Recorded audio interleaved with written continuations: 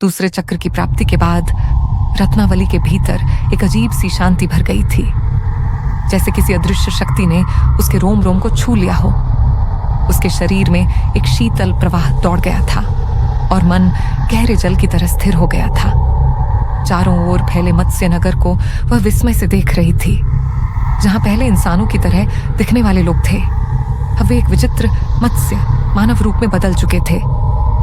यह दृश्य उसकी कल्पना से परे था। वह सोचने लगी, क्या यह सब एक भ्रम था या कोई छिपी हुई सच्चाई? इन्हीं विचारों में डूबी रत्नावली को योगीराज की आवाज ने झकझोर दिया। क्या हुआ बेटी, इतनी गहरी सोच में क्यों डूबी हो? रत्नावली चौंकी, जैसे किसी स्वप्न से बाहर निकली हो। उसने योगीराज की ओर देखा और धीमी मुस्कान के साथ कहा, मैं इस रहस्य को समझने की कोशिश कर रही हूं। ये सब कुछ बहुत असामान्य है। योगीराज ने गूढ़ मुस्कान के साथ उत्तर दिया, जो तुम अब देख रही हो वही इस स्थान की वास्तविकता है। पहले जो देखा वह श्राप की माया थी। रत्नावली की आंखों में प्रश्नों का सैलाब उमड़ पड़ा। योगीराज समझ गए कि अब सत्य का एक और पर्दा हटाना आवश्यक है। बहुत समय पहले योगीराज ने कहना शुरू किया, हमारा राज्य समृद्ध था और मत्स्य देवी की कृपा से जीवन हर दिशा में फल फूल रहा था। परंतु उस राज्य का राजा लालची हो गया था। उसने अमरता और दिव्य शक्ति की खोज में एक तांत्रिक से हाथ मिला लिया। वह तांत्रिक अत्यंत शक्तिशाली और पिशाच विद्या का झाता था। तय हुआ कि एक विशेष तिथि को तांत्रिक देवी की शक्ति प्राप्त करेगा, पर उस दिन राजा ने विश्वासघात किया। उसने तांत्रिक को कैद कर लिया गहरे काल कोठरी में, जहां पहली बार आग जलाने की भी मनाही थी। तांत्रिक अपमानित हुआ और उसी क्षण उसने पूरे राज्य को श्राप दे डाला। यह भूमि अब जल से नहीं, पाताल की तपिश और भूखमरी से भरेगी। समुद्र फटेगा और यह नगर एक निराश्रित जलहीन गांव में बदल जाएगा। तांत्रिक क्रांति करने का आदेश दिया। तब तांत्रिक ने उस श्राप को अमर करने के लिए एक पिशाच को जन्म दिया। वही पिशाच उस गुफा का रक्षक बना, जहां उसने पिशाच लोक की काली किताब को छुपाया। राजा की पूरी सेना और उसका वंश सब उसी गुफा में समा गए। कोई वापस नहीं लौटा और हम गांव वाले जल के बिना एक मानव रूप में जीवित रहे, पर भोजन और पानी के अभाव में हर दिन मरते रहे। आखिरकार हमने उस तांत्रिक से क्षमा मांगी। उसने कहा, गांव में सुख, शांति और जल तभी लौटेगा जब 11 चिन्हित मनुष्यों की नरबलि दी जाएगी, और तब जाकर हमें जीने लायक जीवन मिला।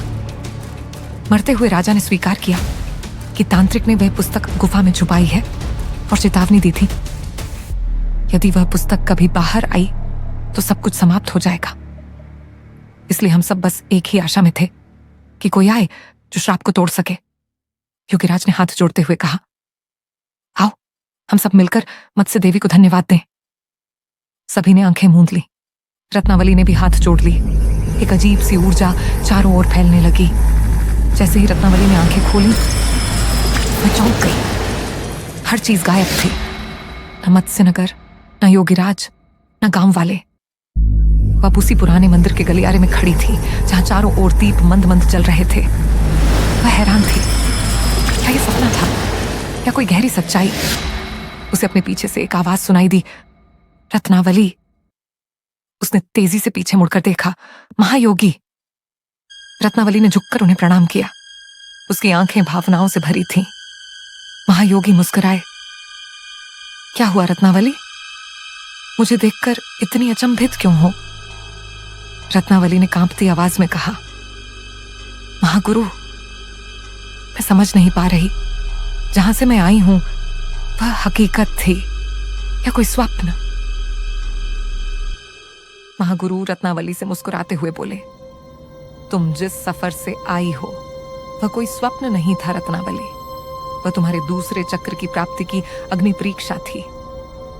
उन्होंने अपनी आंखें बंद की, जैसे किसी अदृश्य रहस्य को महसूस कर रहे हों। फिर बोले, उस यात्रा में तुमने न केवल अपने साहस, धैर्य और करुणा का परिचय दिया, बल्कि पूर्ण विश्वास के साथ उस श्रापित भूमि को मुक्ति दिलाई। यह चक्र केवल शक्ति नहीं देता, यह चेतना का एक उच्च स्तर है।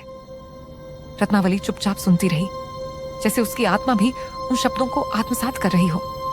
महागुरु ने आगे कहा, दूसरे चक्र स्वाधिष्ठान का संबंध है जल तत्व से, भावनाओं और आत्म अनुशासन से, और तुमने जल से जुड़ी उस श्रापित भूमि में अपने भीतर के डर, संशय और पीड़ा को पार करके उसे प्राप्त किया है।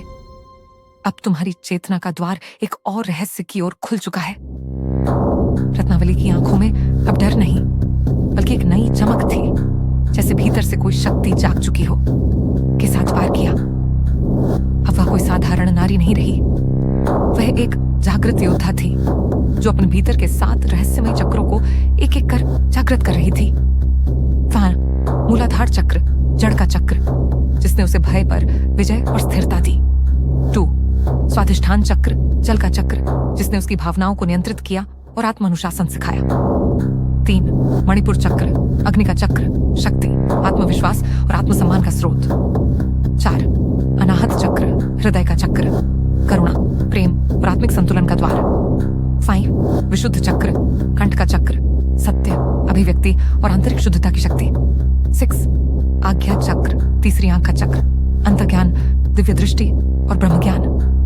7 सहस्रार चक्र, सहस्त्रदल कमल, मोक्ष, ब्रह्म से एकत्व और आत्मबोध की अंतिम अवस्था। अब रत्नावली उस मार्ग पर थी जहां प्रत्येक चक्र न केवल एक शक्ति थी, बल्कि एक रहस्य, एक चुनौती और एक आत्मिक दरवाजा। वह बन चुकी थी शक्ति की संरक्षिका, जिसके भीतर 7 चक्रों की ऊर्जा एकत्रित हो रही थी। एक ऐसी शक्ति जो आप अंधकार की सबसे गहरी परतों से भी टकरा सकती थी। तो आपको क्या लगता है, क्या रत्नावली अपनी संपूर्ण शक्तियों को जागृत करके इस काले साम्राज्य को हमेशा के लिए मिटा पाएगी? सच्चाई जानने के लिए जुड़े रहिए रहस्य लोक की इस अद्भुत और रहस्यमयी कथा से अगले अध्याय में, काला सिंहासन। और हाँ, कमेंट में जरूर बताइए, क्या रत्नावली अंत तक डटी रहेगी? क्या वह बनेगी अंधकार पर विजय पाने वाली देवी? धन्यवाद इस यात्रा में हमारे साथ बने रहने के लिए।